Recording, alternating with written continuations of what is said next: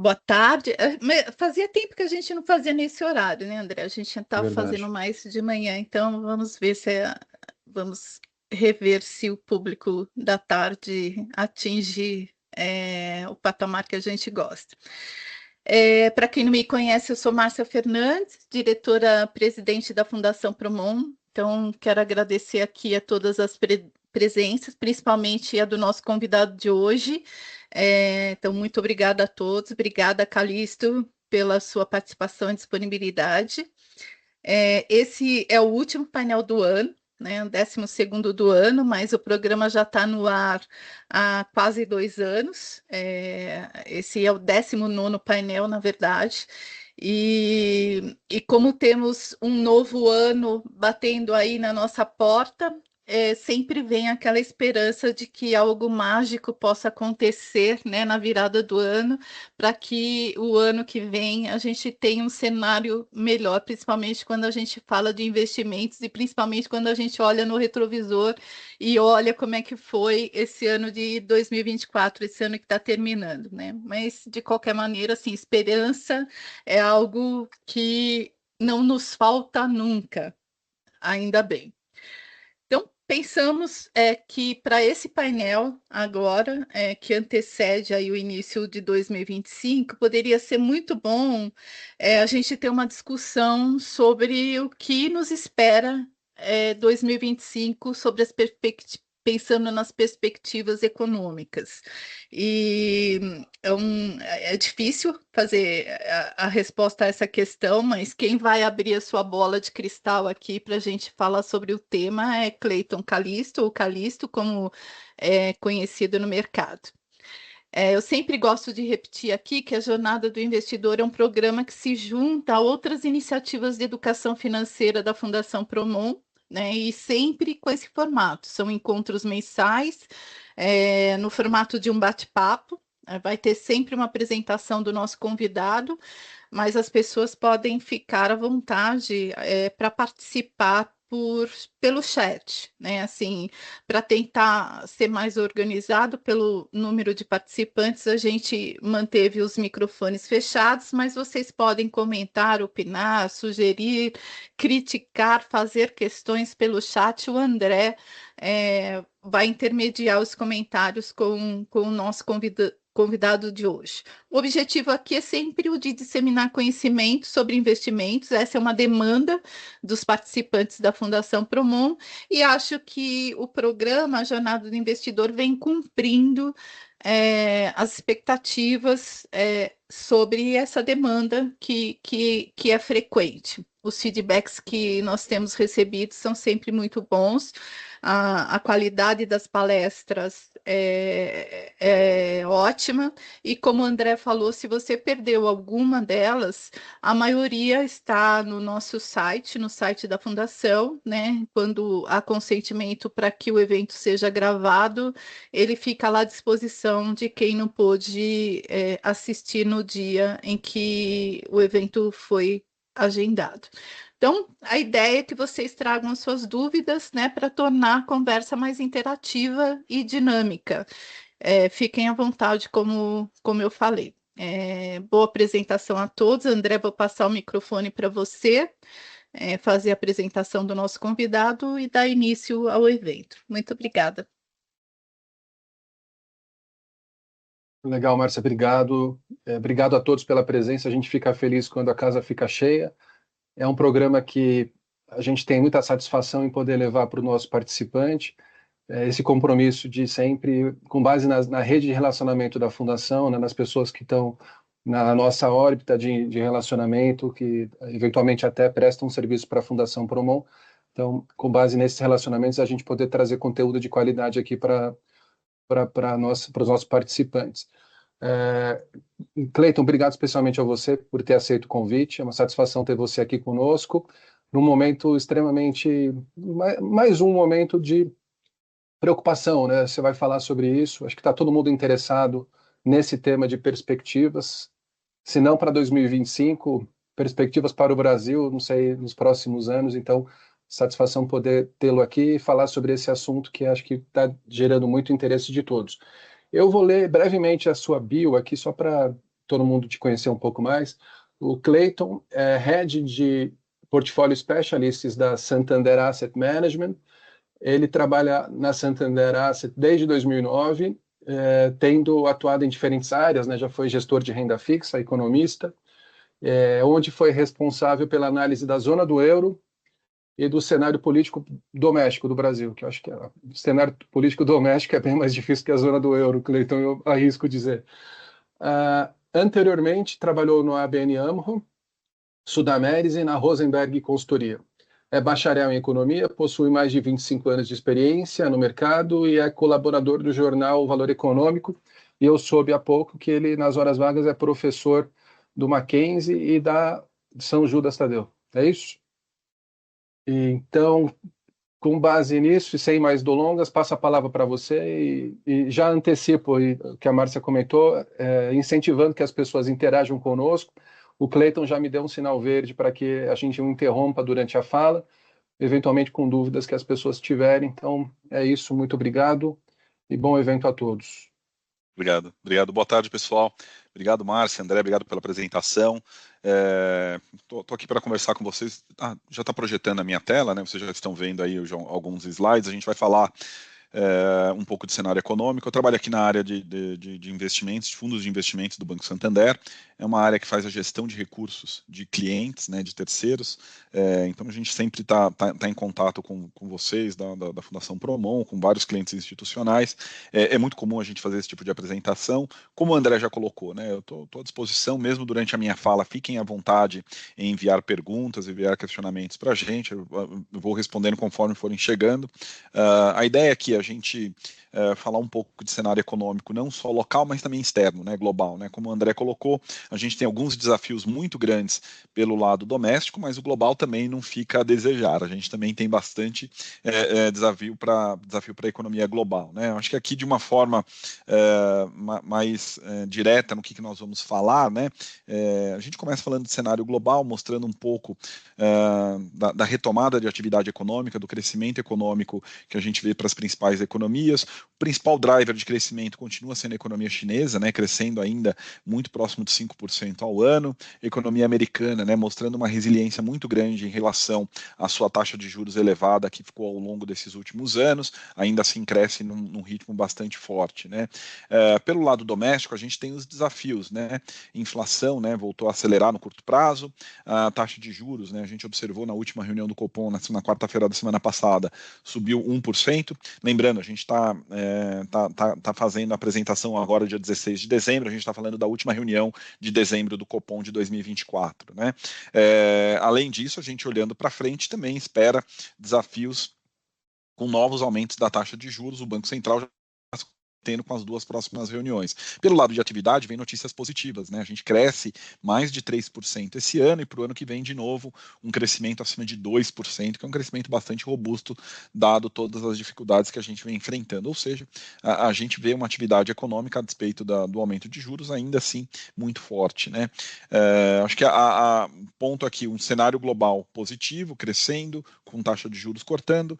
Pelo lado doméstico, a gente vê a atividade crescendo bastante esse ano, taxa de juros para cima, em virtude da taxa de inflação mais elevada também, não só em 2024, mas também para 2025, o que coloca um desafio grande quando a gente olha também pelo lado das contas públicas, né, os gastos do governo. Então a gente tem alguns pontos aqui para a gente ir trabalhando aqui ao longo da nossa apresentação. De novo, fico à disposição para vocês perguntarem.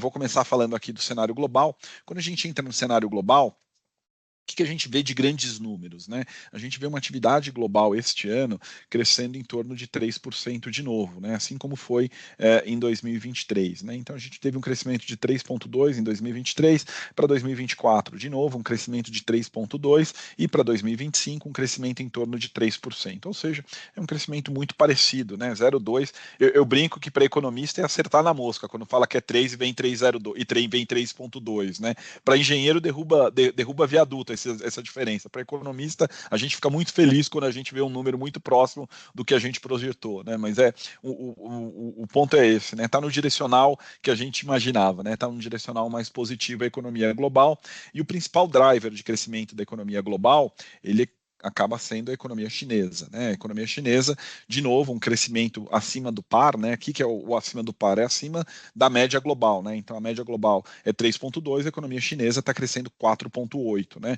Então, de novo, a economia chinesa sendo o principal driver de crescimento da economia global. O que sustenta esse crescimento da economia chinesa, né? O principal pilar de sustentação desse crescimento da economia chinesa, ele vem da demanda externa, né? Não da demanda local.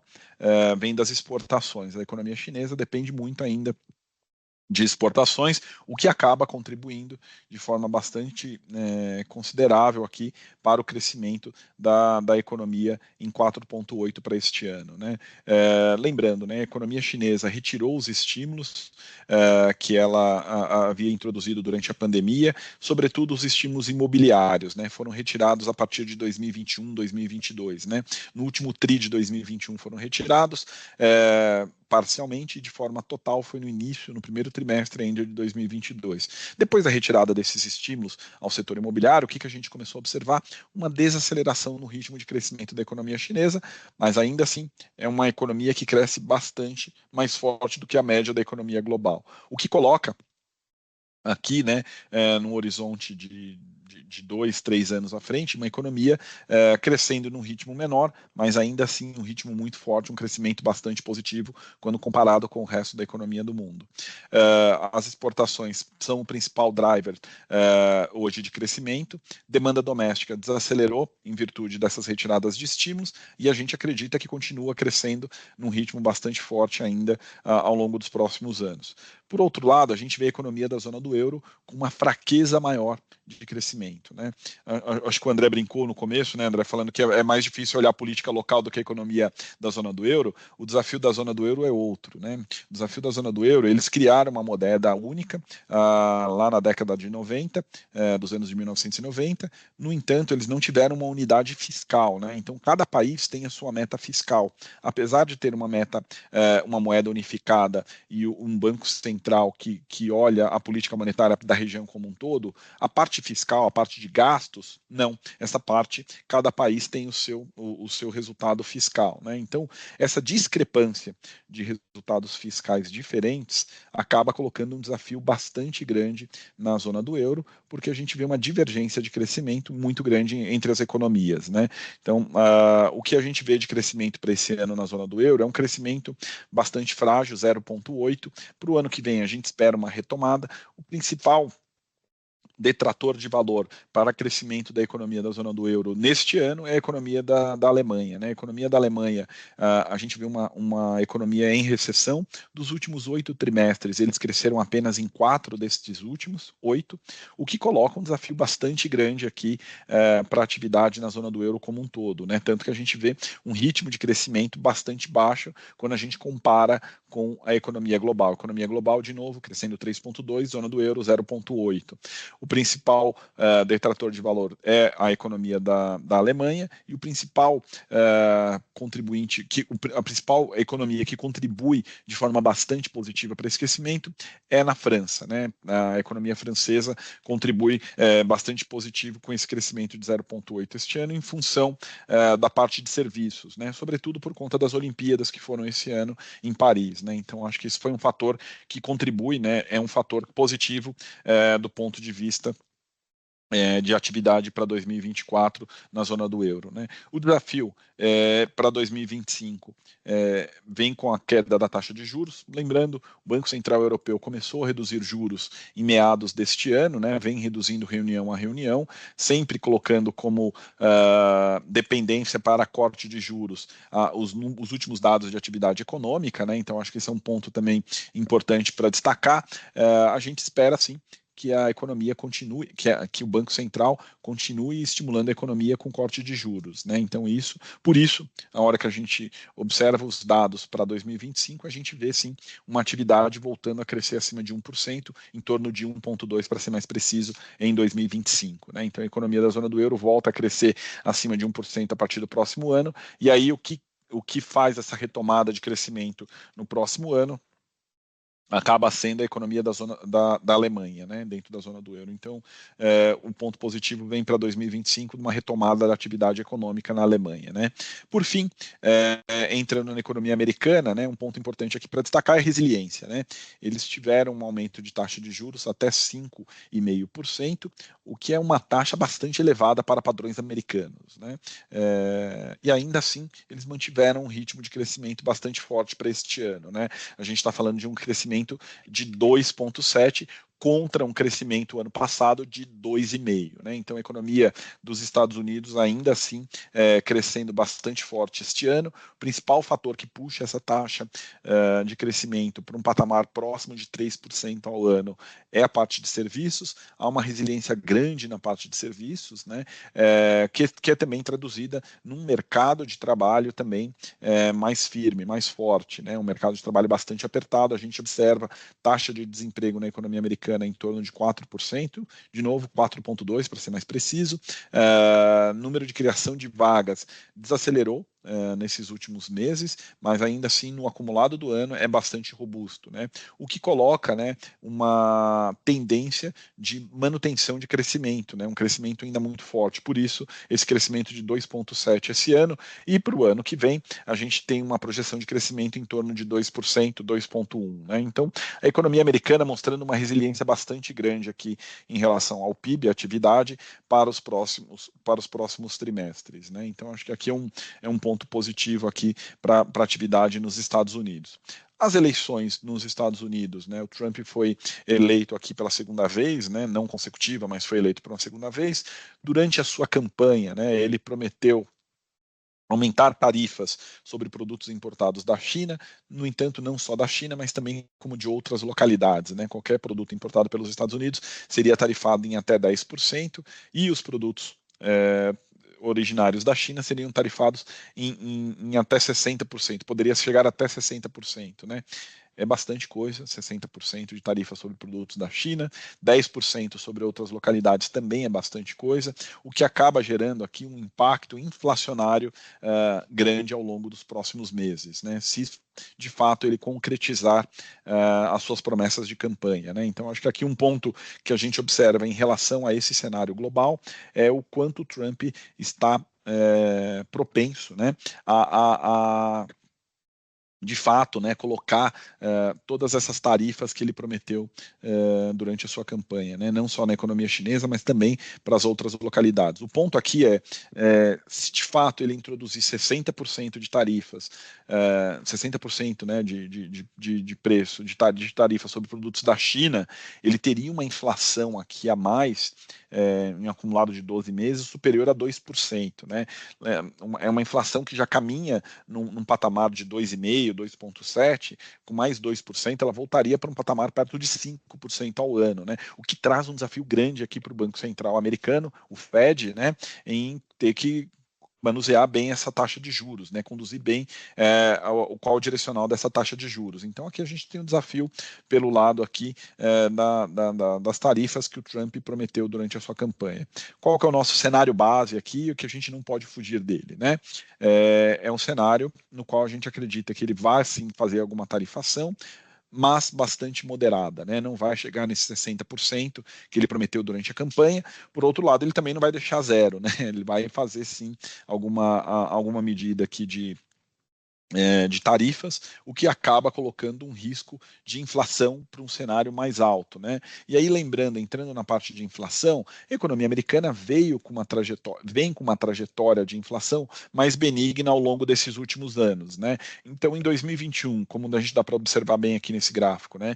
Ela vinha num patamar de 5,2%, veio para 5% em 2022 e veio desacelerando, chegando até 2,8% agora em 2024. A nossa projeção é que ela termine num patamar abaixo de 3%, né? É acima da meta. A meta nos Estados Unidos é 2% ao ano. A gente está falando que o Banco Central tem que perseguir a meta. Diferente do nosso Banco Central, o Banco Central americano, o Fed, ele tem um mandato, né? Ele tem um objetivo duplo. Ele não é um banco central que olha somente a inflação, né? Por que eu estou destacando isso? O nosso Banco Central aqui no Brasil, o Banco Central do Brasil, ele olha só a inflação. O componente de tomada de decisão de juros no Brasil, o principal componente é o índice de preços, que é o IPCA, né?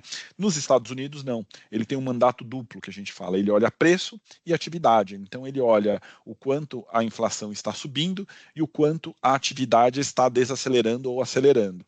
E diante deste objetivo duplo, o que a gente observou? O Banco Central entendeu que a inflação está caminhando para um cenário mais benigno, está caminhando para um cenário mais próximo da meta, 2,8 este ano, 2,3 o ano que vem. Diante disso, desde setembro, o Banco Central começou a cortar juros.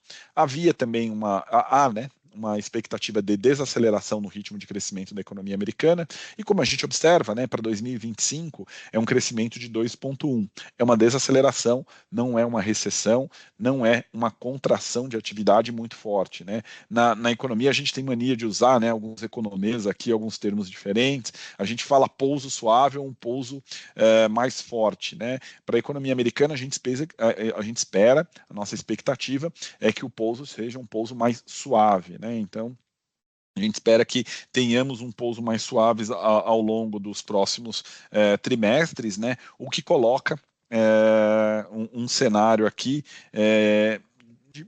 de possibilidade do Fed ir reduzindo os juros também de forma mais gradual, não precisa dar choque em cortes de juros, né? E é o que a gente espera que ele faça mesmo, né? Venha cortando os juros até chegar a um patamar de 3,5% ao final de 2025, né? Lembrando de novo, né? Nós tínhamos aqui um processo de taxa de juros, né, nos Estados Unidos em torno de 5,5% no início de 2023, final de 2022, início de 2023.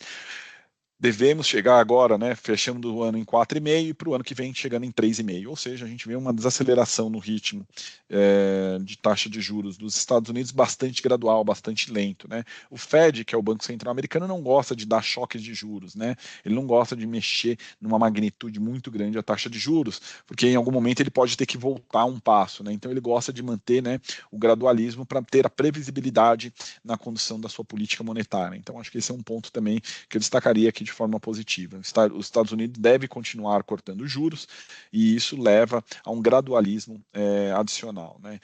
Qual que é a vantagem, né? Por que é importante a gente observar o comportamento de juros da economia americana, né? O principal fator por trás é o diferencial de juros Brasil e Estados Unidos. E aí, de novo, né? Brasil está subindo juros, Estados Unidos está cortando juros. Esse diferencial tende a aumentar, né? Quando esse diferencial aumenta, o que a gente observa? Uma desvalorização do dólar e uma valorização da moeda local. Ou seja, o câmbio deve ficar mais favorável para o Brasil ao longo dos próximos meses, à medida que esse diferencial de juros Brasil e Estados Unidos for aumentando, né? Então, acho que esse é um ponto também que eu destacaria aqui do cenário externo que acaba nos impactando de forma mais positiva, né?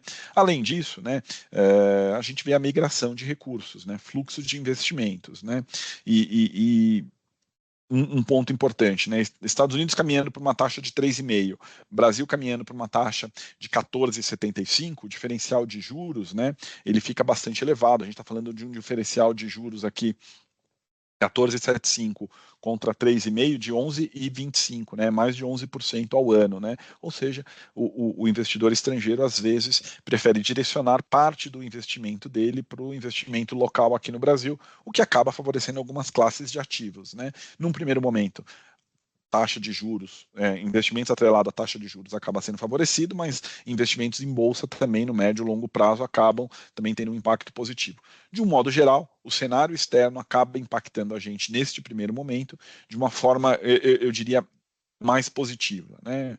Porque a gente tem uma tendência de vinda de fluxo estrangeiro para o Brasil.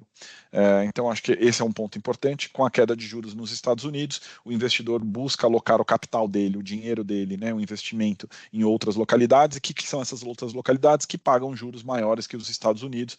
Por isso, a gente entende aqui que o cenário externo, por essa ótica de juros, é um pouco favorável para o nosso cenário aqui, tá bom? Então, acho que esse é um ponto que eu destacaria em relação ao cenário global. O que a gente deve continuar monitorando, deve monitorar em relação ao cenário externo, para que esse nosso cenário base aqui de 3,2% esse ano e 3% para o ano que vem, de PIB global, se mantenha nesse patamar, né? Quais são os riscos que pode modificar esse nosso cenário, né? Eu já falei alguns deles aqui, mas eu vou repetir e de forma bastante sucinta aqui, né? Primeiro, é a história do crescimento da China, né? A economia chinesa não pode desacelerar muito as exportações, porque a demanda interna já está desacelerando. Se eles desaceleram as exportações também, aí a gente tem a gente tem um desafio grande aqui em relação a principalmente a atividade global, como que vai se comportar, né? Então acho que esse é um ponto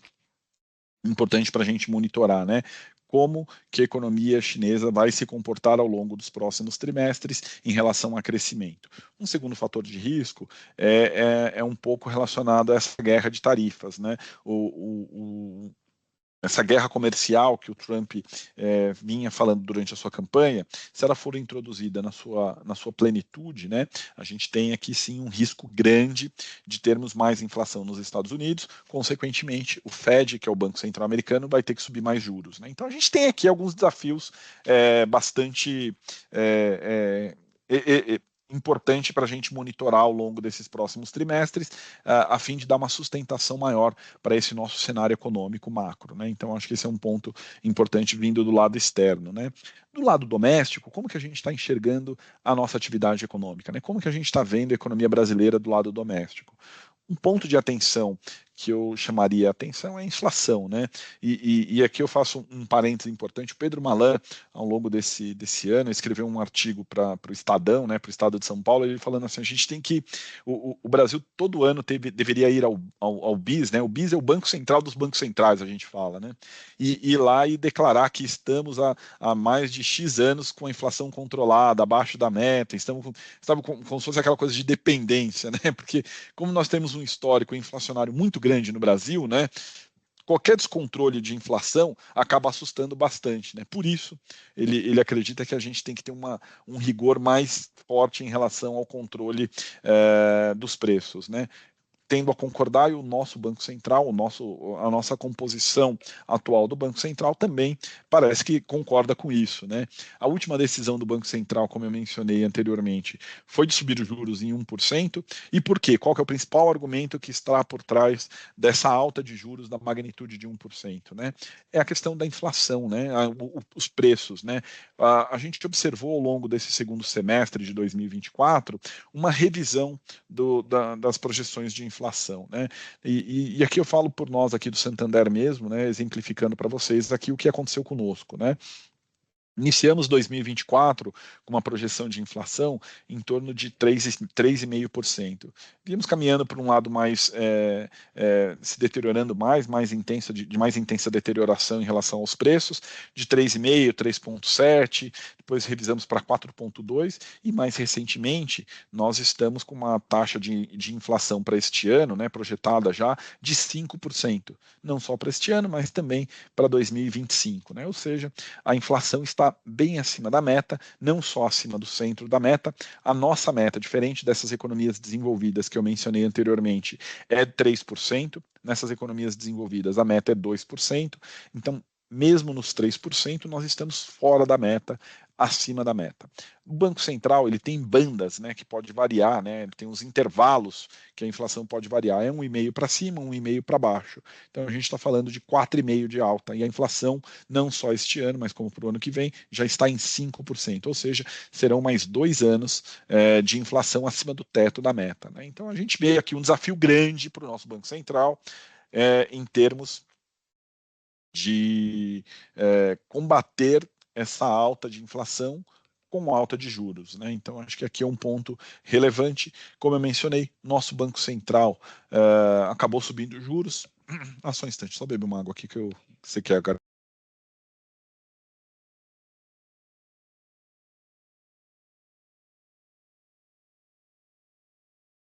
Vamos lá, desculpa, secou a garganta aqui, o ar-condicionado. O nosso Banco Central subiu juros na sua última reunião, de novo, em 1% na semana passada, né, nessas primeiras semanas de dezembro. Provavelmente, o Banco Central vai soltar a ata explicando o principal detalhe os danos, mais detalhes dos motivos, né? O que a gente espera, né, é que ele dê mais detalhes sobre a alta de inflação, né? A inflação, como eu mencionei, nós viemos num segundo semestre para cima. O principal fator que levou a nossas revisões veio da questão climática, né? Condições climáticas piores, né? Uma seca mais intensa acabou afetando o preço de alimentos in natura, mas não só isso, secou o pasto também, e a gente viu o preço do gado subindo bastante, do boi gordo, né? Então, o patamar da arroba, que estava em torno de 220, foi para um patamar acima de R$ 380, o que acabou colocando uma pressão maior sobre os preços de carne também, o que acabou elevando o nosso IPCA. Lembrando, 15% do nosso IPCA vem de alimentos no domicílio, e essa alta de alimentos no domicílio acabou sim gerando um impacto maior aqui nas nossas projeções. Além disso, a parte de energia também foi um fator que contribuiu negativamente para essas revisões.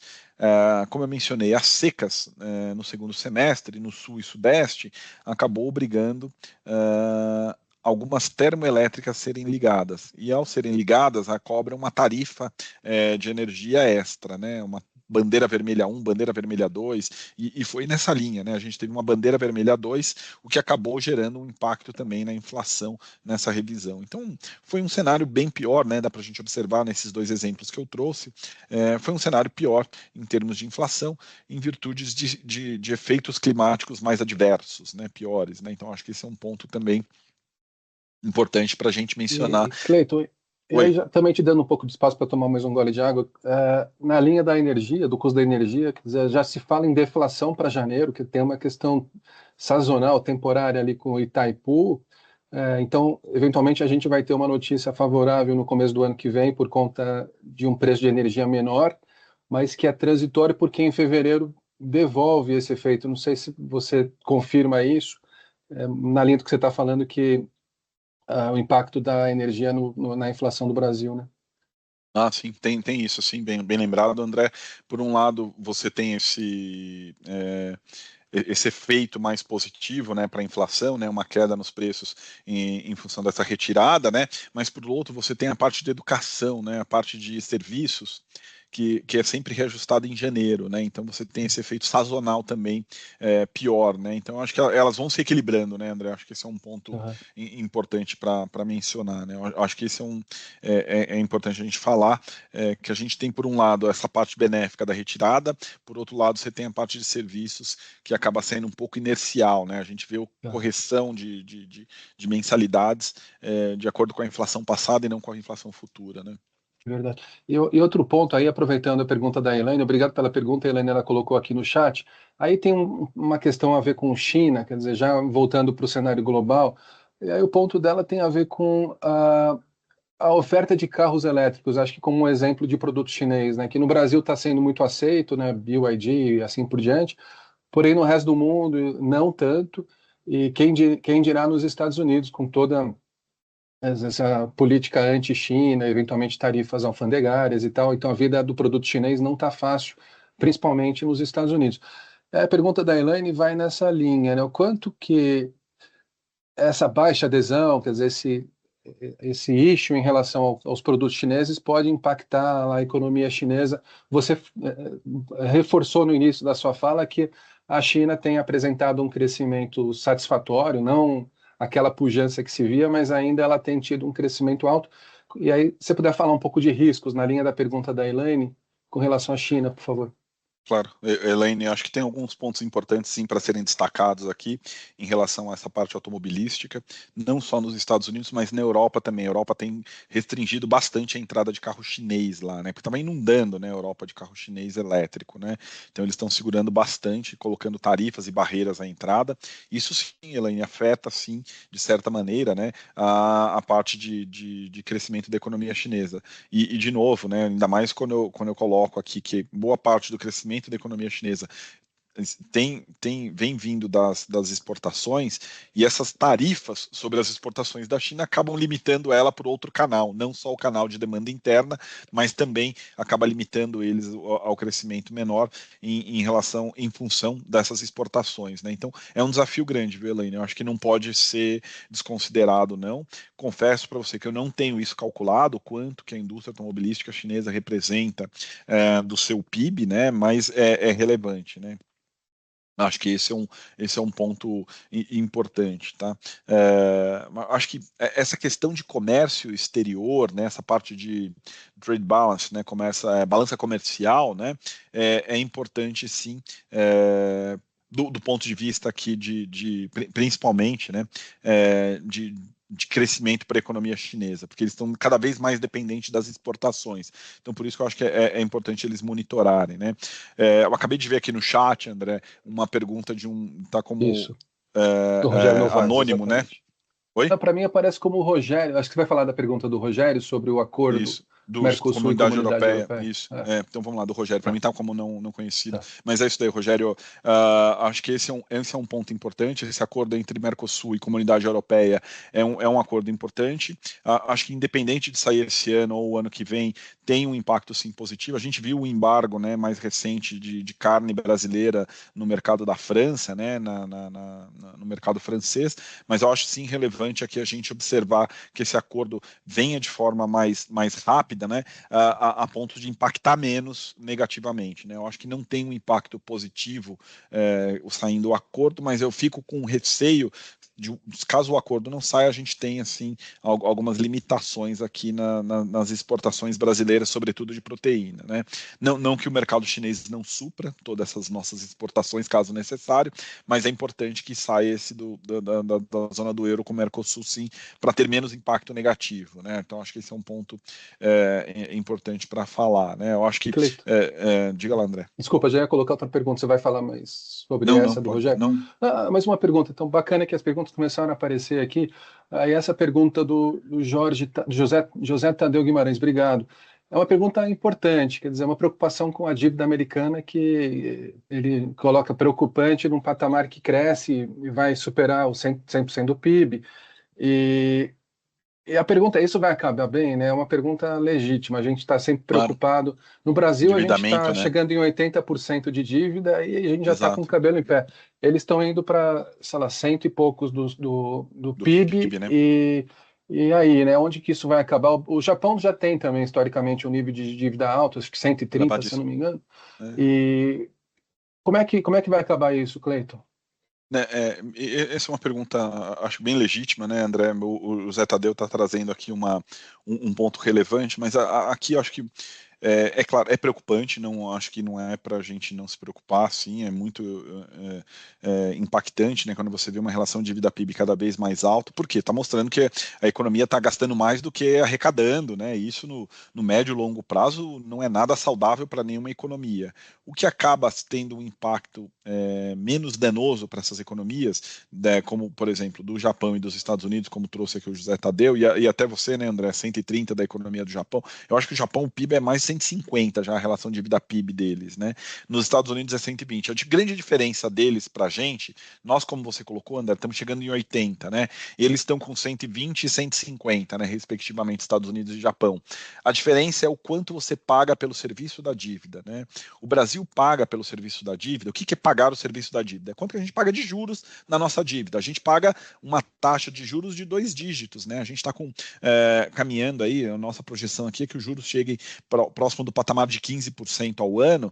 Imagina, se pagar 15% de 80% do seu PIB, né? Então a gente está chegando a uma relação de dívida PIB de 80%. Você tem que pagar 15% desses 80%. É bastante coisa, né? Então a gente deixa de investir para pagar juros, né? A gente deixa de crescer a atividade econômica doméstica para enviar pagamento de juros da nossa dívida. Então, para nós, Brasil, é muito danoso, sim, uma relação de dívida PIB tão elevada. Para Estados Unidos e Japão, ele é danoso, é ruim, mas o impacto sobre o crescimento é menor. menor, porque o serviço da dívida para eles é muito menor. Nos Estados Unidos, o serviço da dívida hoje é em torno de 2% ao ano, e no Japão é negativo, né? Menos 0,10, menos 0,15 hoje. Então, a diferença está aí, né? Eu acho que é preocupante, mas a diferença está o quanto você paga por essa dívida, para carregar essa dívida, né?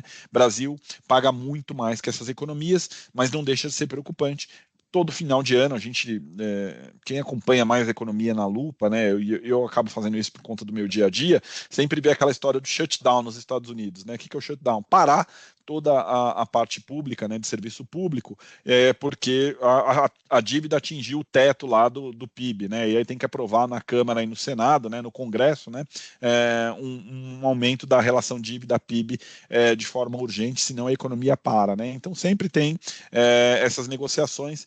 Não acho que isso vai acabar no curto prazo. O que o Trump tem prometido com a guerra de tarifa melhora a arrecadação dos Estados Unidos, acho que esse é um ponto importante, né? Então, imagina, se ele aumenta tarifas, ele vai ter mais recurso entrando, mas por outro lado, ele abaixa imposto, ele diminui, né? Ele reduz imposto para as companhias de 21% para 16%, o que acaba gerando um resultado deficitário também, que acaba sendo não compensado totalmente pelo aumento de tarifas. Então, é preocupante sim essa relação dívida-PIB. Não acho que chega num patamar de inadimplência, que eles vão gerar um default, mas não é saudável para nenhuma economia, tá? O fato é que não tem muito para onde ir, quer dizer, não tem Não. uma moeda substituta, né, na altura do dólar, né? Então, Exato. por mais que ela tenha suas fragilidades, acho que acaba ganhando por WO na falta de algo melhor. O ouro não vai substituir, o Bitcoin, pelo menos ainda não. Muito menos, né? Não. E Cleiton, deixa eu pegar, tem duas perguntas aqui do Leandro Chiesa e do Rodrigo Marcelino. Vou começar pela do Rodrigo, que tem mais a ver com o cenário macro. Eu acho que ele vai na linha do que você estava começando a falar dos riscos, talvez, para o crescimento brasileiro, da inflação. Ele lembra aqui que a taxa Selic está subindo. Se isso se confirmar, eu acho que não tem dúvida que a taxa vai subir, junto com o dólar acima de R$ 6, hoje bateu 6,10, o Banco Central teve que intervir no mercado e parará. Né? Qual o impacto estimado no PIB? Acho que você mostrou 2% de projeção para 2025, o seu número já captura, acho que essas nuances, e como é que você vê isso como efeitos? Vamos lá. Primeiro, né, eu acho que a gente não coloca, é o Rodrigo, né, Rodrigo Marcelino, a gente não coloca, Rodrigo, todo esse impacto de juros de 16 e 25 na nossa conta de PIB, mas a gente coloca um juros próximo de 13 a 13,5 na nossa conta de juros, né, na nossa conta de PIB, né, então esses 2% já consideram juros caminhando para um patamar próximo de 13%, mas eu concordo com você, conforme a gente sobe mais os juros e mais a desvalorização da nossa moeda, menos a gente tende a investir, né? Por quê, né? E aí a gente cresce menos, né? Consequentemente, nosso PIB cresce menos, né? Porque que empresário, né, que vai querer investir no seu negócio com uma taxa de juros caminhando para, nesse exemplo que você trouxe, de 16 e 25 ao ano, né? É muita coisa, né? Então ele precisaria que o negócio dele retornasse acima de 16,5, né, 16,25 ao ano, para que ele pudesse investir no negócio dele. Então a gente sim tende a ter um crescimento menor conforme os juros subam, né? Confesso para você que eu não tenho essa conta, né? Assim, falar para você, ó, se os juros for para 16, a economia não vai crescer 2, vai crescer 1,8. Eu não tenho essa elasticidade de preço aqui calculado, mas é pior. O cenário é mais deteriorado em termos de crescimento, sim, com os juros caminhando para um patamar mais elevado, né? O impacto é pior para a atividade econômica. Cleito, tem uma pergunta do Leandro Chiesa, que aí ele já faz o link, ele traz para o mercado financeiro e quer saber, nesse ambiente de juro alto, se é um ambiente para que se invista mais em CDI e IPCA. Eu não sei se você vai falar isso depois, quer dizer, se já é o momento de fazer esse link com o mercado financeiro, mas está colocada a pergunta aí. Claro, podemos fazer esse link sim, André. Chiesa, né? Leandro Chiesa, né? Leandro, acho que aqui tem alguns pontos importantes, né? Primeiro, né? A tolerância a risco aqui é importante, aquele perfil de risco. Aqui no banco a gente tem muito, né? Aquele análise de perfil do investidor, né? A gente chama de API, né? Análise de perfil do investidor, né? E isso é importante para a gente entender qual que é o direcionamento dos nossos investimentos, né? O que é o ideal para investir, né? Claro que não é só olhar o curto prazo. Eu acho que o curto prazo oferece bastante atratividade quando a gente olha o CDI e a história do IPCA, buscar, né, investimentos de renda fixa, né, porque taxa de juros caminhando para um patamar aí de 14%, 15%, que é o que a gente projeta, é um patamar bastante atrativo, né, bastante interessante. Você ganha uma rentabilidade de 15% ao ano com risco muito baixo, né, com risco extremamente abaixo do que qualquer outro tipo de investimento nesse patamar daria, né? Mas eu acho que você tem que analisar outros fatores e não só isso, né? Primeiro, né, você está investindo para curto, médio ou longo prazo, né? Como a gente está falando aqui de aposentadoria, né, poupança para aposentadoria, por exemplo, a gente tem que olhar no longo prazo, né? É claro que o investimento em renda fixa vai te dar uma atratividade maior no ano de 2025, mas eu olharia o conjunto da obra, né? Eu olharia todo o meu horizonte de investimento, para que eu estou investindo, qual que é o meu objetivo, para quando que eu estou investindo, e aí eu faria um balanceamento mais adequado junto com o meu perfil de risco, né? Eu costumo brincar que eu falo, as pessoas não têm aversão a risco, né, André? As pessoas falam, não, eu tenho apetite a risco, até o momento que perde, né? A hora que perdeu, daí fala, puxa vida, eu não tenho tanto apetite a risco assim. O que mostra isso, né? Que nós não temos apetite a risco ou não, né? Nós temos aversão a perdas, né? A gente é muito mais sensível à perda do que a aversão a risco, né? Então, acho que aqui um ponto importante é você fazer, Leandro, uma análise clara do seu perfil de investidor, mas tendo a concordar, para o curto prazo, investimentos atrelados ao CDI com essa taxa de juros nesse patamar são bastante atrativos, tá? Aí, Cleiton, mais uma pergunta. Para mim aparece como RC aqui. Tá bom. É uma pergunta sobre dívida pública. Acho que, pelo que eu estou entendendo aqui, o Banco Central, na verdade, o Tesouro, né, que está fazendo os leilões de dívida pública e está tendo que colocar dívida pós-fixada. Então, tem que colocar a dívida indexada à Selic, meio que quase por falta de opção, porque o mercado não está com apetite para comprar outras dívidas. Exato. Né? É o mercado que é um pouco disso, né, André? O mercado não está. O mercado quer mais.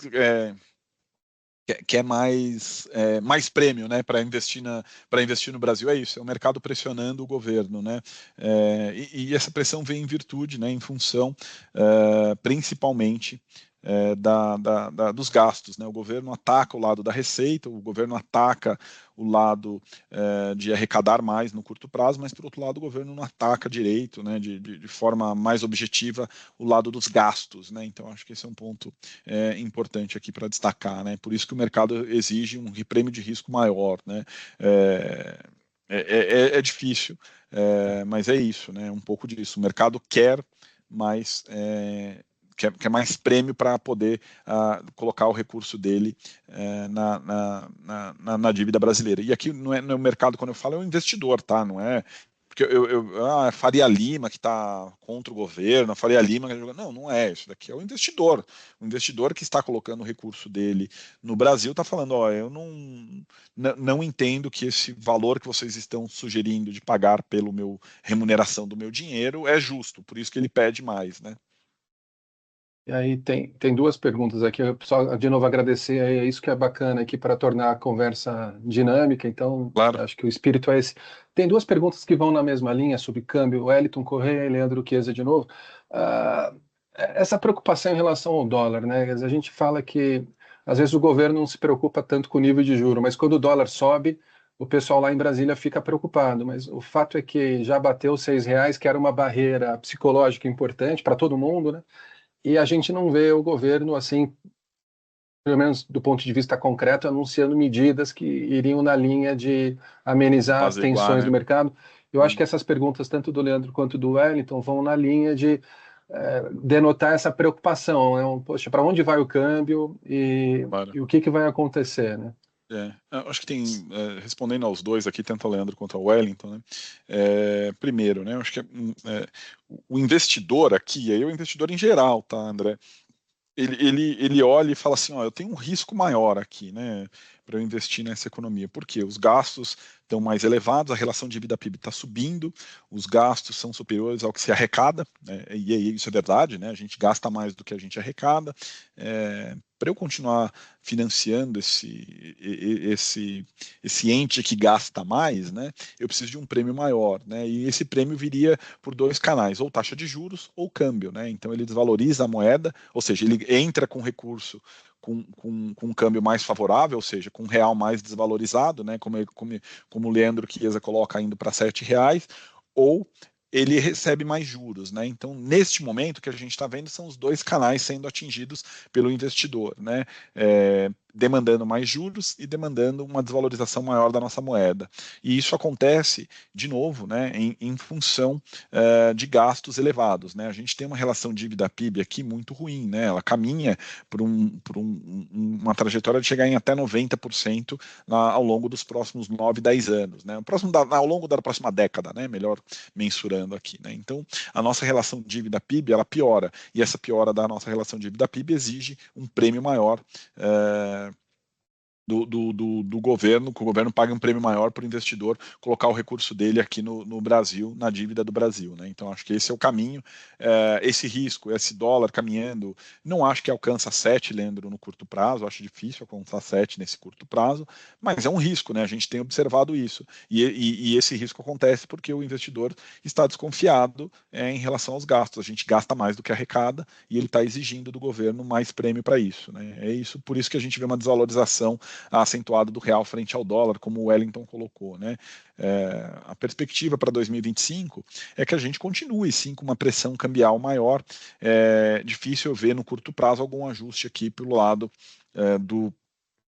principalmente do governo, de endereçar melhor essas questões de gastos, né? O governo acabou de soltar um pacote de corte de gastos que, na verdade, ele foi um pouco apagado, né, pela isenção de até R$ 5.000 no imposto de renda, né, para quem ganha até R$ 5.000, né? Então, você dá com uma mão e tira com a outra, né? Foi isso que acabou acontecendo. Agora, o que dá, não sei se você concorda, Cleiton, mas o fato é que a trajetória da dívida pública é insustentável para um país como o Brasil, que a gente não pode ter uma dívida de 90% do PIB, quiçá 100% em breve, assim como não dá para um país ter um juro no nível de 14, 15, 16% por muito tempo. Exatamente. Então, aí sem querer usar bola de cristal, mas acho que a gente tem que admitir que em algum momento vai se fazer um ajuste, né? Exatamente. E esse ajuste está vindo, André, e esse algum momento está acontecendo agora, né? Uma parte dele, esse ajuste está vindo via juros, né? Juros mais elevados, esse é o ponto. Se o governo endereçar essa questão de gastos de forma mais objetiva e mais clara, talvez não precisássemos ter tantos juros como a gente está vendo hoje. Márcia, vou deixar para você fazer a pergunta viva voz aqui sobre Previdência. Você prefere que eu leia? Você fala.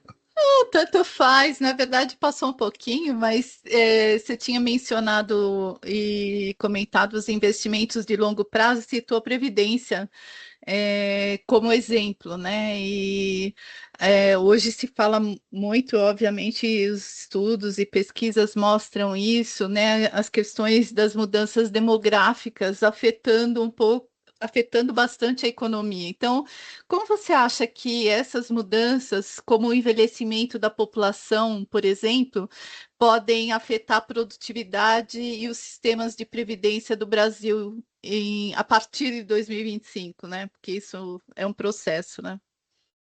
Claro, né? Não, sabe que eu estudei mais recentemente, Márcia, sobre poupança na aposentadoria, né? E eu fiquei absurdamente assustado com os números, né? E não somos só nós, né? O mundo inteiro está vivendo esse processo de envelhecimento e questão de mudança demográfica muito intensa, né? Na década de 80, duas pessoas geravam 4,8, 4,7. Hoje, duas pessoas geram menos de 2, né? Geram né? Alguma coisa. Então, a gente vê que essa questão demográfica daqui 20, 30 anos vai ser um grande ponto para a Previdência, né? As Previdências já são deficitárias, o Brasil, a gente já vem observando isso, na Europa também, né? Na própria França, a gente viu reformas previdenciárias mais intensas ao longo desses últimos anos, no Brasil também, né? Em 2019, no primeiro ano do governo Bolsonaro, né? Era para ter acontecido em 2017 no governo Temer, não conseguimos, a gente desidratou bem e fez em 2019, quando a gente olha para frente, no horizonte de 4, 5 anos para frente, a gente vai precisar fazer mais reformas de previdência no Brasil, porque a questão da mudança demográfica, a população envelhecendo e nascendo e a natalidade menor, acaba colocando um desafio grande para a gente na questão da previdência pública, né? O que exige da gente, né, uma previdência privada cada vez maior, né? E é uma previdência privada que a gente ainda não tem educação financeira para isso, né? Eu acho que a gente vai precisar muito aqui desse trabalho, acho que vocês estão fazendo fazendo aqui, né? Que é Sim. esse trabalho de educação aqui de financeira, né?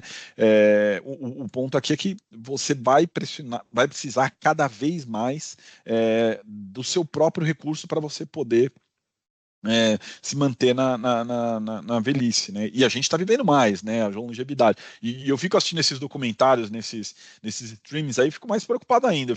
Vi aqueles Blue Zones lá do Netflix, depois eu vi aqueles Hacker da Longevidade do Apple TV lá. Então, você olha, você fala assim, pô, a gente vai viver mais, né? E não vai ter recursos da Previdência Social pública para isso. Então, a gente tem que cada vez mais se educar para poupar cada vez mais a gente mesmo, né? E essa poupança passa por isso, né? Uma educação financeira maior. A gente vai ter, sim, um problema muito grande no Brasil daqui a alguns anos, 25, 30 anos de previdência, porque a forma como a nossa previdência hoje ela não vai existir, né? Claro, a gente vai passar por um modelo híbrido, eu acho que a gente ainda vai passar por uma transição grande aqui ao longo dos próximos anos, mas da forma como ela é hoje, eu acho pouco provável ela conseguir existir, viu, Márcia? Eu brinco que os nossos netos e os nossos filhos já vão sofrer bastante. É o que a gente sempre fala aqui nas conversas, né? Eu também não acredito que do jeito que a gente conheça, e tem até expectativas, né? Porque você está sempre pensando nela, né? Quem começou a trabalhar esse ano já está fazendo os cálculos para em quanto tempo vai se aposentar, mas essa aposentadoria, obviamente, nesse modelo não vai chegar, e, e ao mesmo tempo as pessoas, por falta de educação financeira, não estão construindo hoje, né, o necessário para o seu futuro, né? E o futuro ele consome mais dinheiro, né? Assim, primeiro porque você não tem a Muito. renda fixa, então você precisa ter alguma natureza de economia para substituí-la, e segundo porque você vai gastar mais, né? Com plano de saúde e uma Exato. série de coisas aí, né? Não, exato. E aí você tem essa questão ligada direta à economia, que também o envelhecimento e falta de mão de obra para alguns setores da economia. E parece ser uma dicotomia de quando você fala em automação, e inteligência artificial, né? Que é um outro tema que parece que vai transformar alguns setores-chave da economia brasileira, né? E aí, nem falando de falta de gente, mas como é que isso vai substituir algumas profissões e vai alterar de alguma maneira esses segmentos? E você tem algum dado que possa falar sobre isso? Claro. Dado não tenho estudos meus assim que eu vejo acadêmico assim que eu tenho lido muito paper em relação a essa questão de produtividade, porque a gente, principalmente no Brasil, né, a gente não tem essa cultura, né, principalmente, né, de ter uma população acima de 50 trabalhando, né? O Brasil é um país que aposentava muito jovem, né? Então a gente vai ter que aprender a lidar com essa questão da produtividade também, né? Isso, o professor Naércio Menezes do INSPER sempre falou isso, né? O Brasil não está preparado para esse envelhecimento, né? Não só em questão em termos de previdência, de recursos, de poupança, mas também em termos de a pessoa acima de 50, o indivíduo acima de 50, produzir, né? Então, acho que esse é um ponto, trabalhar, né, produtivamente. Esse é um ponto que a gente vai ter que lidar muito ao longo desses próximos anos. Confesso que eu não tenho dado aqui, Márcia, não lembro de ter lido nada de números nessa linha, tá? Legal. Eu Ok. estava vendo por acaso hoje uma reportagem sobre a previdência na Inglaterra. A preocupação deles é que lá as pessoas têm previdência complementar, mas estão contribuindo pouco para a previdência complementar. Então, ele já vislumbra que vai faltar dinheiro mesmo assim. No Brasil, a gente está um passo atrás, quer dizer, a preocupação de mais gente entrar na contribuição na previdência complementar, que é o que a Fundação Promon oferece. E aí o fato é que o nosso público aqui, 84 pessoas conectadas, são todos privilegiados por terem acesso à previdência complementar num país extremamente carente como o Brasil, né? Não, Então, aí esse fica negócio como incentivo, né, André, fica esse como negócio da incentivo taxa para as de, pessoas contribuírem, né? Só para pegar esse ponto, assim, né, se prepararem para o futuro, né? não, isso é um benefício que a empresa dá que a gente não pode deixar passar, né? Eu vejo, eu tô no banco há 27 anos, então, imagina, eu tenho poupança de previdência há 27 anos, desde que eu entrei no banco, né? um ponto importante, André, que você comentou, é que não só na Inglaterra, quando você pega nos Estados Unidos, tem aqueles programas de adesão automática, né, que eles usam a psicologia econômica para ajudar as pessoas a pouparem, né? Isso. E esses programas de entradas automáticas, né, que você opta por sair, não por entrar, eles se mostram mais eficazes, né? Mas, por outro lado, eles colocam uma taxa padrão de contribuição baixa, 3% da sua renda hoje, né, por exemplo, né, e a pessoa que entra, ela tende a manter esse padrão de poupança por muito tempo, ela não muda, e aí vieram outras arquiteturas de escolhas, olhando pelo lado da psicologia econômica, para ajudar a aumentar essa contribuição, que ajudaram, né, quais são essas arquiteturas de escolhas, né, principalmente é o seguinte, a cada aumento de salário que você tem, automaticamente aumenta a sua contribuição na poupança para a aposentadoria, que também se mostraram bastante eficazes, né? Então, eu acho que você tem alguns mecanismos, né, hoje que pode ajudar, mas nada como um indivíduo sentar e fazer ele mesmo o negócio dele. É difícil, tem procrastinação, autocontrole, tem vários vieses comportamentais que acabam contribuindo de forma contrária, né? E a gente tem que lutar contra esses vieses, né? Eu conheço e não por isso deixo de cair nessas armadilhas também, né? Acho que esse é um ponto que todos nós caímos, né, André? Todos nós temos boletos para pagar. Agora, Cleiton, está trazendo a discussão de volta aqui para o cenário fiscal, e aí o Leandro Chiesa traz uma pergunta, e pelo lado, quer dizer, a conta está tentando se fechar pelo lado da arrecadação pública, né? Então, à medida em que o governo, vamos dizer, ratifica, né, a pouca propensão de cortar gastos públicos, por outro lado, ele tem perseguido aumento da arrecadação pública, por exemplo, via taxação dos super ricos, com rendas superiores a R$ 600 mil por ano, por exemplo. O Leandro pergunta especificamente sobre a eficácia dessa medida, mas se puder aproveitar a pergunta e falar um pouco mais sobre como é que a gente fecha a conta pelo lado da arrecadação num país como o Brasil, que já tem uma carga tributária alta, né? Primeiro, tem duas coisas aqui que foram misturadas aqui na pergunta do Leandro, André, que eu vou dividir aqui, né? Primeiro, taxar os super ricos, né? Não é taxar os super ricos pelo lado do investimento, é pelo lado da renda, não é o quanto ele investe, né? Porque ele perguntar, taxar o super rico vai ter um impacto positivo, mas esse é um sinal para eles enviarem os investimentos para fora do Brasil. São duas coisas distintas aqui, né? Taxar aqui é a renda, Leandro, que o governo está falando dos super ricos, né? Então, os indivíduos, como o André colocou, que ganham acima de R$ 50 mil e hoje pagam uma alíquota menor do que 10% ao ano, teriam que pagar uma alíquota efetiva de até 10%, né? Então, ou seja, aquele indivíduo que recebe lucros, dividendos e são isentos de imposto de renda acima de R$ 50 mil por mês, hoje eles pagariam 10% de imposto sobre essa renda, tá? Que não é tributada. Então, a ideia é essa, né? Que o governo colocou como originária, né? Não sei se ele vai conseguir avançar com isso. Minha opinião é pouco provável, mas se ele conseguir, é bastante positivo, né? Porque você arrecada recurso aqui de uma faixa de renda bastante elevada. Quem ganha R$ 50 mil por mês hoje no Brasil, né?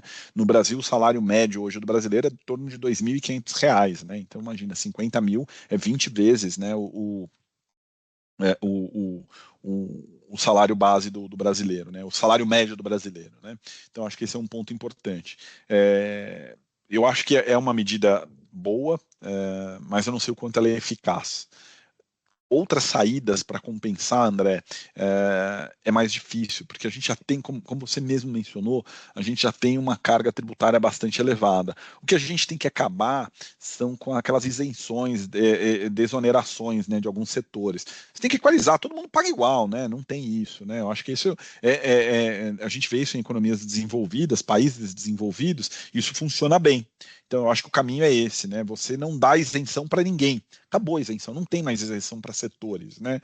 Mas o setor automobilístico emprega não sei quantas mil pessoas, o setor têxtil emprega não sei quantas precisa. Não pode. Eu acho que hoje o caminho é, todo mundo paga imposto de forma igualitária, né? Que aí você consegue ter uma arrecadação melhor e consegue ser mais justo, né? Aqui eu estou falando em questão de ser justo ou não, né? Eu acho que isso é uma forma que a gente consegue, sim, o governo consiga equalizar essa questão de arrecadação melhor, de receita melhor, né? Mas é difícil, não é um caminho fácil, não. Por sinal, ontem o Supremo Tribunal Federal decidiu contra, né, a tributação dos fundos de previdência pelo ITCMD, que é aquele imposto que incide na Transferência, né? transmissão de herança, né? Transmissão, de herança. Então, cabe questionamentos, óbvio, na linha do que a gente está falando da tributação dos mais ricos. Então, as decisões não necessariamente andam sempre na mesma linha. Enfim, então é um campo conturbado aí. Mas tem um ponto aqui que eu acho que é a questão tributária, e aí aqui entra numa discussão um pouco mais filosófica, talvez, né? Na verdade né? O Brasil tributa hoje consumo, né? Ele não tributa renda, né? Então, isso é ruim, né? Porque imagina, isso é dado de estudos sociais, né? A população que ganha até 2 salários mínimos, né? É uma população que não consegue poupar, né? A gente faz uma analogia que é do bolso para a boca, né? Que é o indivíduo que mais vai consumir boa parte da renda com comida e bebida, né? Então, esse indivíduo ele não consegue poupar, né? E se o consumo é tributado, esse indivíduo é o que mais paga imposto, né? Aquele indivíduo que consegue poupar, que tem uma renda maior, ele paga menos imposto, porque ele consome menos e ele poupa mais. E o que é pagado, o que cobra imposto hoje no Brasil? É consumo e não poupança, investimento. Então você tem aqui essa diferenciação, né? Se você acaba pagando mais imposto sobre consumo, aquele indivíduo que consome mais, que tem necessidade maior de consumo, acaba sendo mais prejudicado, né? Então acho que essa é a diferença, né? É a principal diferença, eu diria. Maravilha, acho que o bloco de perguntas por enquanto parou aqui, mas se você quiser continuar aí o fio da tua apresentação, eventualmente, não sei se você tem mais slides. Tenho sim. Eu ia mostrar aqui principalmente a questão do PIB, né? Como eu mencionei, né, a gente tem uns desafios pelo lado da inflação, principalmente aqui vindo dessa inflação de 5% nos 2 próximos anos, 24 e 25. Então o Banco Central vem subindo juros, né? A caminhada aqui de juros é que a gente chegue num patamar muito próximo de 15% ao ano, e depois disso, né, a gente espera assim uma certa estabilidade num patamar elevado até que essa taxa de inflação volte a ser reduzida para um patamar mais próximo da meta, né? Por outro lado, a gente tem um ponto bastante positivo aqui, que é a parte de crescimento de PIB, né? Então, para esse ano, e aqui por 4 anos consecutivos, o nosso PIB crescendo numa média acima de 3%, né? E aí, lembrando, 21, 4,8, 22, 23, em torno de 3, e agora 23, 24, 3,3, é um crescimento bastante robusto, né? Então, a gente tem desafios interessantes aqui pelo lado da inflação, pela taxa de juros mais elevada, em virtude de uma inflação mais alta também, mas, por outro lado, a gente tem um PIB com crescimento próximo de 3%, né, nesses últimos 4 anos, né, que é um crescimento bastante robusto para a economia brasileira, né, um crescimento forte e bom. Para o próximo ano, a gente espera alguma desaceleração, mas ainda assim é um crescimento bastante robusto, né, em torno de 2% para 2025. Em linhas gerais, né, a gente tem, como eu mencionei, o desafio de uma inflação mais elevada, consequentemente juros também mais altos. Por outro lado, a gente tem uma notícia boa, que a nossa economia continua crescendo e continua num crescimento bastante forte. Para esse ano, esse 3,3, o primeiro semestre é explicado por 2 fatores bastante positivos. Primeiro tri, agropecuária, segundo tri, consumo das famílias. Consumo das famílias, ele veio em virtude, em função daqueles precatórios que foram pagos pelo governo, né? O governo liberou precatórios, né, no final de 2022, no final de 2023, início de 2024, da ordem de 120 bilhões de reais, o que coloca, né, um efeito multiplicador no nosso PIB bastante robusto. Lembrando, 120 bilhões de reais é 1% do nosso PIB, é bastante coisa, né? Então, e isso acabou, assim, gerando para a gente um impacto bastante positivo no PIB do primeiro semestre, né? E o que acabou impactando o PIB no ano como um todo em torno de 3,3, né? O grande risco que a gente tem para a economia, a gente não pode deixar de lado, a gente já falou bastante aqui, né, essa questão fiscal, né? A gente vê um fiscal aqui ainda preocupante, né? O governo arrecadando menos do que gasta, ou seja, ele gasta mais do que arrecada, e isso no médio e longo prazo é preocupante, e a gente continua assim monitorando isso de perto, essa trajetória da relação dívida-PIB, tá? E, Cleiton, talvez um comentário aqui também meu, aqui não é do público. Claro.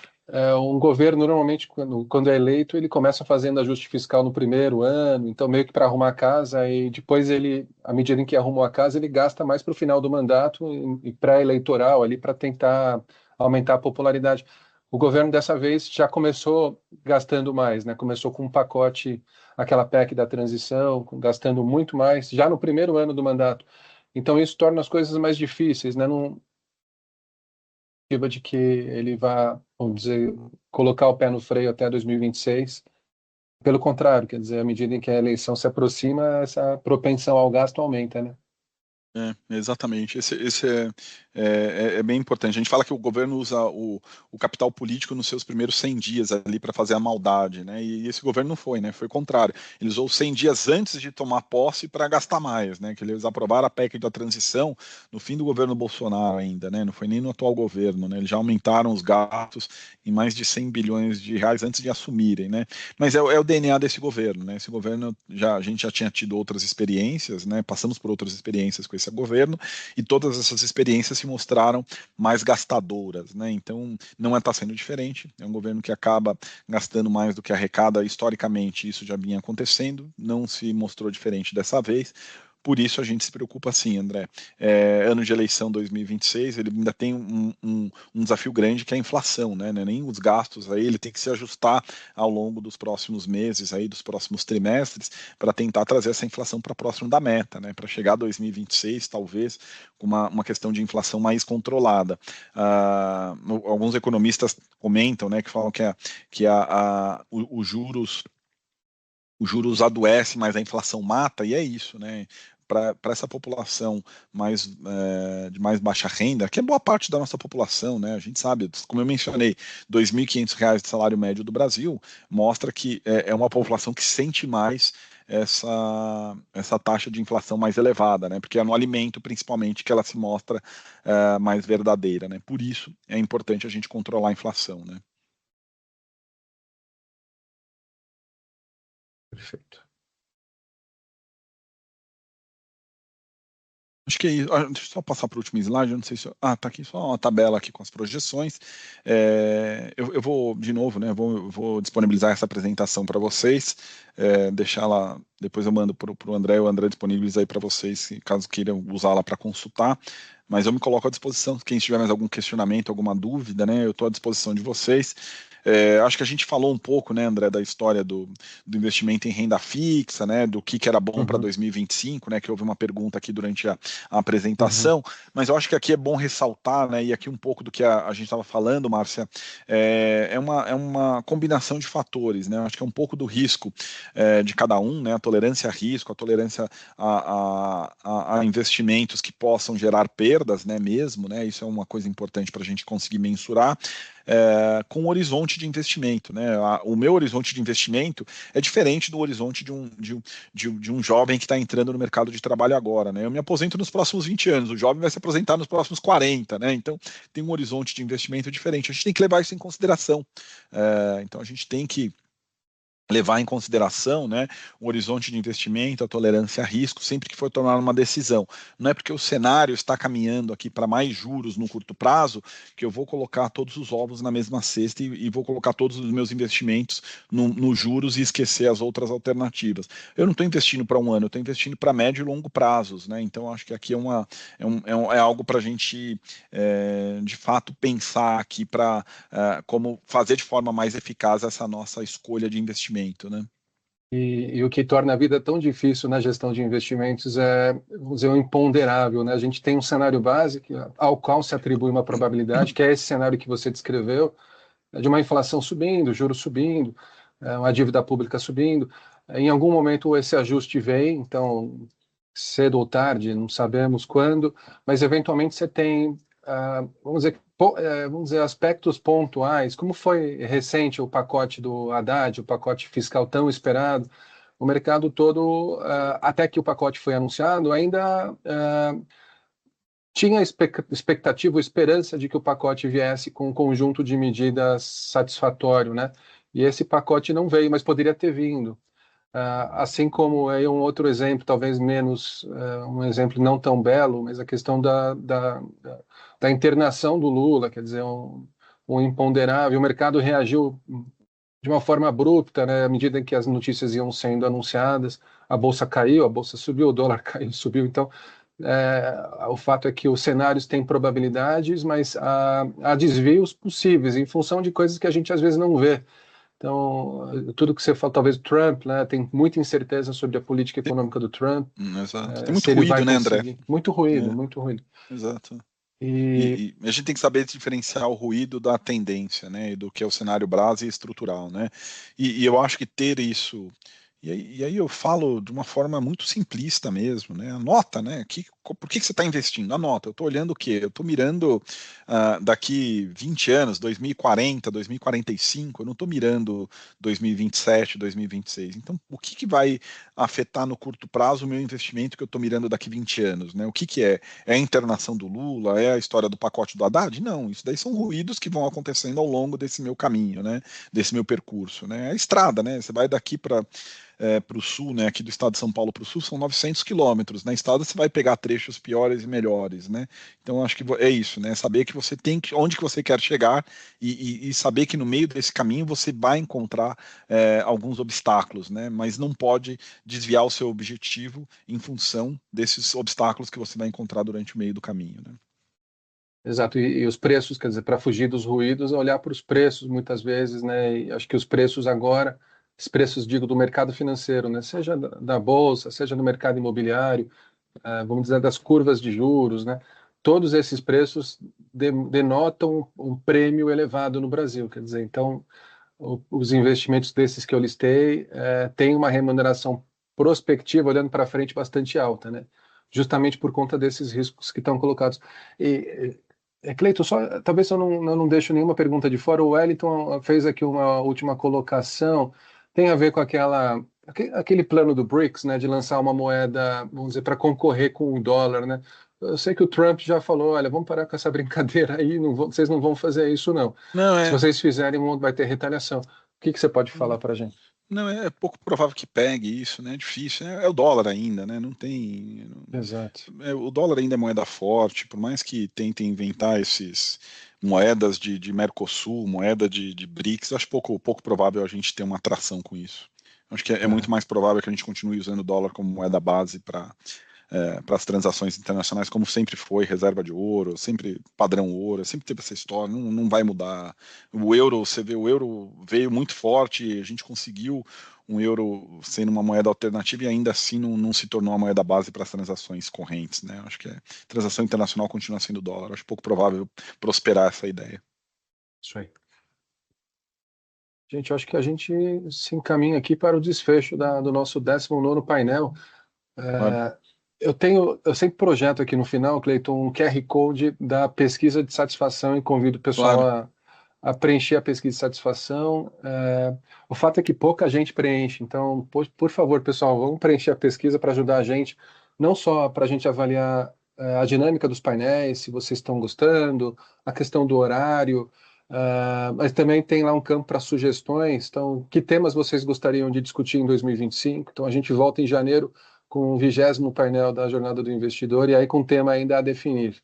Então, Cleiton, só me resta te agradecer, obrigado demais pela sua disponibilidade e eu acho que você passa uma tranquilidade que eu acho que é importante nesse momento em que está todo mundo muito arredio, muito preocupado com o futuro do Brasil, e ao longo da tua fala, obviamente tem riscos, mas a gente tem um país que segue dentro de uma normalidade, e com a possibilidade lá em 2026 parar para repensar, e aí a gente fala que o centrão no Brasil é a garantia de que o Brasil não pula no precipício, né? Exatamente, bom ponto, André.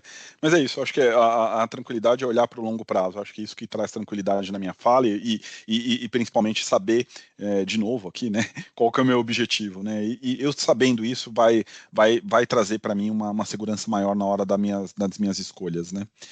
Mais uma vez, eu agradeço aqui também vocês pelo convite, me ponho à disposição, Márcia, André, pessoal, caso queiram, estou à disposição de vocês aqui de novo. O Santander está disponível para ajudá-los aí no que for necessário. Muito obrigada a você, Calixto, pela presença, por aceitar o convite e a todos pela participação aqui. Muito obrigada. Valeu, pessoal. Boa semana, viu? Obrigada, igualmente. Igualmente. Tchau, Um abraço. Tchau, tchau. Tchau, tchau.